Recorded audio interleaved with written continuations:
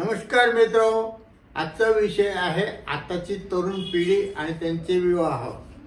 मित्रो, विवाह ही अतिशय आवश्यक आणि महत्त्वाची अशी घटना आहे माणसाच्या आयुष्यातील। अगदी बोटावर मोडण्यासारखे अपवाद जर सोडले तर प्रत्येक जण या बंधनात अडकत असतो।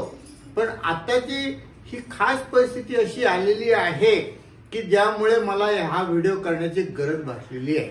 मित्रो, हिंदू धर्मातील कोणताही समाज असो त्यातील मुलींची संख्या तात्पुरती कमी झालेली आहे किंवा असे एक वातावरण तयार झालेले आहे की मुलींचा शॉर्टेज आहे किंवा नाही हा विषय वेगळा, पण कोणत्याही गोष्टीचं वातावरण होणं जास्त महत्त्वाचं असतं, ज्याचा आपण राजकारणात अनुभव घेत असतो। तसा हा एक वातावरण तयार झालेलं आहे की मुलींची संख्या कमी झालेली आहे।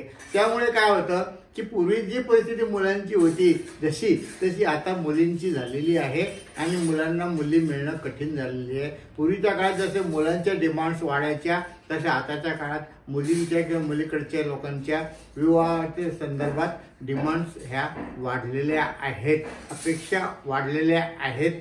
अर्थातच हे महत्त्वाचे आहे की कितीही बारीक जरी पाहिलं आणि व्यवस्थित जरी पाहिलं तरी सुद्धा मुलींना सुद्धा त्यांच्या अपेक्षेप्रमाणे पाहिजे असतं आणि मुलांना सुद्धा त्यांच्या अपेक्षेप्रमाणे पाहिजे असतं। मित्रो, आजचा महत्त्वाचा विषय की विवाह निश्चिती झाल्यानंतर काय। अनेक वेळा विवाह निश्चिती झाल्यानंतर 2-2 महिने, 1-1, 2-3 महिने असा मध्ये गॅप असतो की त्यानंतर तो विवाह होणार असतो। पूर्वीच्या काळात हे चाललेलं आहे, असं हजारो वर्षापासून चालू आहे। पण आताची परिस्थिती बदललेली आहे। त्याचे कारण हा मोबाईल त्रासदायक झालेला आहे। कसं होतं की मुलं आणि मुलीचं लग्न ठरल्यानंतर हे मुलं आणि मुली एकमेकांशी मोबाईलवरती बोलणार आणि ते नॅचरली आहे, घरची पण संमती असते, ते बोलतात। ते बोलल्यानंतर काय होते की बोलताना त्यांचे हे तरुण वय जे आहे ते अतिशय धोकेदायक असतं आणि ते बोलता बोलता हळूच मुलगा मुलीला विचारतो किंवा मुलगी मुलाला विचारते तुला बॉयफ्रेंड किती आणि तुला गर्लफ्रेंड किती, आणि यातून जाऊन ते थोडंसं जवळ आल्यानंतर त्यांच्या आयुष्य लक्षात येतं किंवा त्यांच्यामध्ये वाद होतात किंवा चर्चा होते किंवा काहीतरी एकमेकांमध्ये गैरसमज होतात आणि मग ते एकमेकांना नाव आवडून असे होतात। अनेक वेळा घरातील इतर सदस्य सुद्धा मुलीशी किंवा इतर सदस्य मुलाशी सुद्धा बोलून त्यांच्यामध्ये वाद होतात आणि त्यांना असं लक्षात येतं की हे आपल्याला काही योग्य ठिकाण मिळालं नाही, आपली विवाह ठरवून चूक झालेली आहे आणि मग अशा वेळेस होतं तो विवाह रद्द। आता विवाह रद्द म्हणजे त्या क्षणाला असं वाटतं की सहज वाटतं, पण नंतर त्याचे दुष्परिणाम होतात। त्यातल्या त्यात पालकांना जास्त हे दुष्परिणाम सहन करावे लागतात। कारण कोणताही विवाह ठरल्यानंतर विवाह होईपर्यंत तो चांगल्याच प्रकारे टिकला पाहिजे आणि हा विवाह सोहळा किंवा वांगनिश्चय जी झालेली आहे ती रद्द व्हायला नको पाहिजे, कारण रद्द झाली तर त्याचे अनेक दुष्परिणाम होतात। हल्ली हे प्रकार जास्त झालेले आहेत, त्याचे हे एक कारण सांगितलं आहे। दुसरं आणखी एक कारण असं आलेलं आहे की एक नवीनच शब्द आलेला आहे, त्याला म्हणतात प्री मॅरेज, मला तसं प्री वेडिंग हा शब्द आलेला आहे। प्री वेडिंग हा याच्यामध्ये सुद्धा अनेक वेळा मुलगा आणि मुलगी असे वेगळे जातात किंवा त्यांच्या कोणी असतं किंवा नसतं आणि ते एक वेगळा अनुभव घेतात आणि तिथून आल्यानंतर अनेकदा हे अशा प्रकारचे विवाह सोहळे जे आहेत ते रद्द झालेले मी पाहिलेले आहे।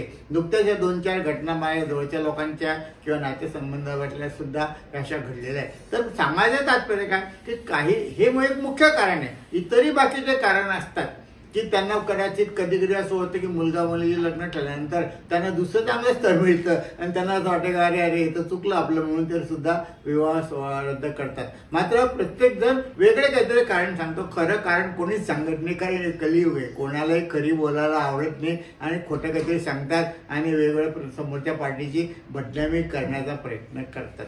तर मित्रो, अशा काही वेळेस पालकांनी काय करावं, मुलांनी काय करावं याबद्दल काही मनात विचार आले म्हणून मी हा व्हिडिओ करत आहे।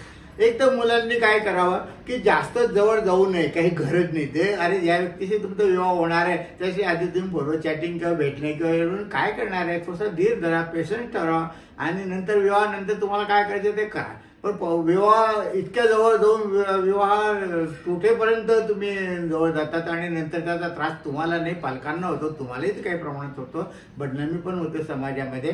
आणि अनेक वेळा अशा तुटलेले विवाहाच्या जे युवक युवती आहे त्यांचे पुनर्विवाह म्हणजे दुसऱ्या ठिकाणी दुसऱ्या विवाहाने म्हणजे पुन्हा विवाह निश्चिती करायला खूप त्रास होतो. तर हा पालकांपेक्षा मुलांनी जास्त काळजी घ्यायचा विषय आहे. आता पालकांनी काय करायला पाहिजे?